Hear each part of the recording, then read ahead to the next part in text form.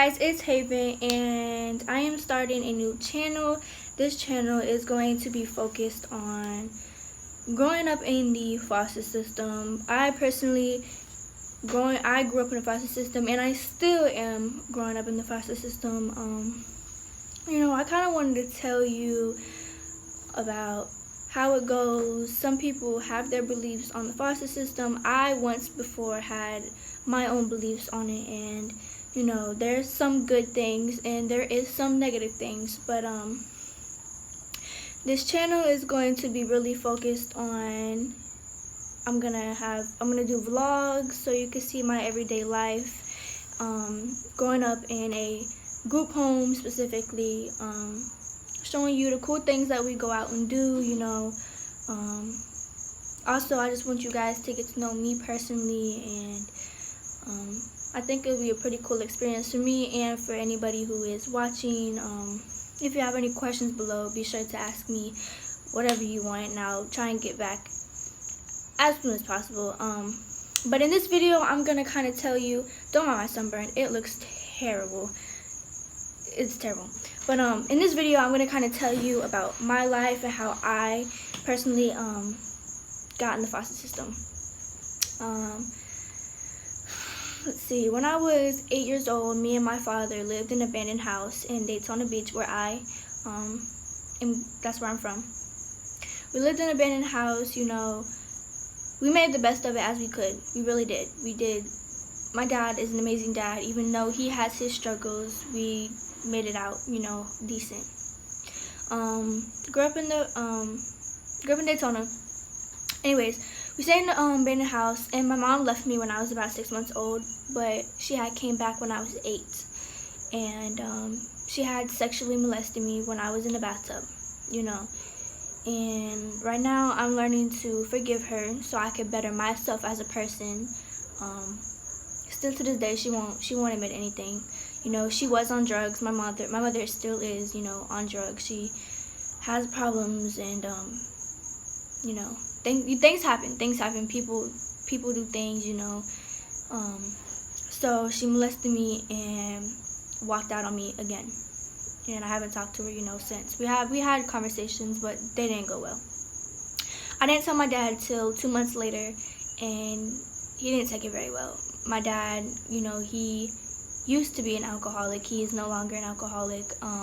He suffers from depression and bipolar, and he's put me through a lot with cutting, and he had hung himself, which had put me through a lot of depression myself. He cuts, he's tried shooting himself, he's done everything. My grandmother, his mother, had just recently committed suicide 2 years ago. She was the closest thing to me besides my dad. But anyways, so when I was 8, the state had taken me due to what I've also been saying to my school counselors, and I was young too, so it exaggerated due to my age. So I got taken out of my dad's place, and they put me with my grandparents. I stayed there for like 6 months or so. My dad told the state that my grandmother was smoking marijuana, so they made her take a pee test, and she did not pass. So due to that, they brought me to my grandmother, who has recently committed suicide. She had me for about 6 months as well. Due to work and financial problems, she could no longer take care of me. So they put me in a foster home, and I was terrified. I cried. My dad had no clue that my grandmother had put me in a foster home. It was very scary, and I felt let down. I felt hurt. Like, how could you send me away? I don't know these people. I was speechless, to be honest. So they put me in the foster home. My first day was terrible. I cried. I called my dad crying. He was drunk, so he didn't make it any better. He sat there and cried with me, But I made it out as best as I could. I stayed there for about 6 months, and she is a great lady. She does great things for people.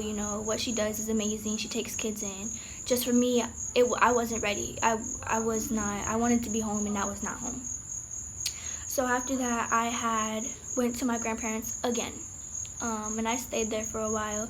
Things didn't go well. I was sneaking out. I was smoking marijuana. I was having sex at a young age. I lost my virginity at 13. You know, it just wasn't good for me, and I put my grandparents through a lot. My grandfather couldn't take it, so he put his hands on me. And it was very scary for me, and I knew that I was not going to change, and if I was, it wasn't going to be anytime soon. And I didn't want my grandfather to continue what he was doing, you know. And me and my grandmother, we didn't really get along, but then again, I was a bad child. So they put me into a foster home again.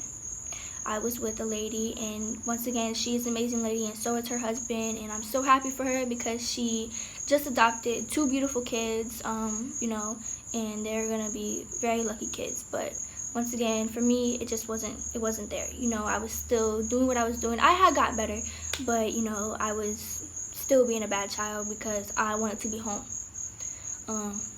So I left that and I went to a group home. Group homes, you know, I was terrified. I'm like, I've heard so many stories about group homes, and I was so scared, you know, and I was like, I'm gonna get beat up every night, you know, I can't have my phone, I can't talk to my dad, you know. That's not the case at all. I went into a group home named Roses Academy, and this is where my life had changed. It definitely changed for the better. I stopped smoking, you know. I still have anger issues, and I still suffer from depression. Right now I'm working on my anger because I do fight a lot, and I'm trying to cut down on it, and I'm quick to get angry. So, but there's a lot of things I need to do. Find God. I need to forgive my mother for the things she done, you know, all that in order to change myself. And it's gonna take time, but I can get there. But anyways, so I got into the group home, and it was amazing. It was like a home for me. You know, I've had my ups and downs in this house, but these are my family, and I love them. I seriously do. I have Cassandra and Weta, and I call them aunts, but to me they're like my parents, but for a small amount of time. But I love them, and I know I'm gonna have them in my hearts for eternity because they have helped me through so much. They have helped me grow mentally, helped me become a woman that I'm becoming. They've helped me through a lot, and they still continue to help me, and I appreciate them with everything. But I've been here for 2 years, going on 3 years. I'll be aging out of this place, so I'm so happy, and I'm definitely gonna keep them in mind. But this video is just kind of telling you, you know, a little bit about me. I didn't really go into too much depth, but just so you know, I want you guys to know that everybody has a story. Everybody has things going on with them. Life isn't a dream. It's not what it's meant to, like, it's not how it is. But anyways, if you want to keep on watching, you know, that'd be great. I'd really appreciate it. If you want to know any more questions, if you want to know more things about it, just comment below, and I'll try and get back to them as soon as possible. But yeah, thank you for watching.